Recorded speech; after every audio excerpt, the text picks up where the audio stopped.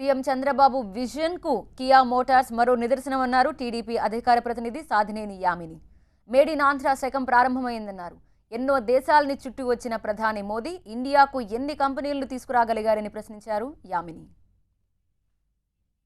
మనం ఈ రోజున అంతర్జాతీయంలో కియా మేడ్ ఇన్ ఎక్కడ అంటే మేడ్ ఇన్ ఆంధ్రప్రదేశ్ అంటున్నారు. అదే మన ప్రధానమంత్రి గారు మేక్ ఇన్ ఇండియా అని చెప్పని అన్నారు. 96 దేశాల పైన తిరిగి వచ్చారు.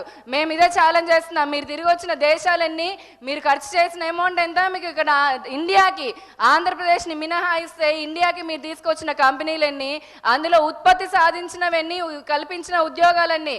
మేము ఈ రోజున ప్రతిదీ కూడా మీ అందరి ముందు ఒక కారు, ఫస్ట్ కార్ రిలీజ్ అవుతుంది, మనం చూస్తూనే ఉన్నాం. అలాగే హీరో, అశోక్ లేలాండ్, లేకపోతే కనుక ఇసుజు, ఇలాంటివన్నీ కూడా ఆల్రెడీ గ్రౌండ్ అయ్యి రేపో మాపో అవి కూడా బయటికి పరిగెత్తుకొని వాటిలోంచి రాబోతున్నాయి.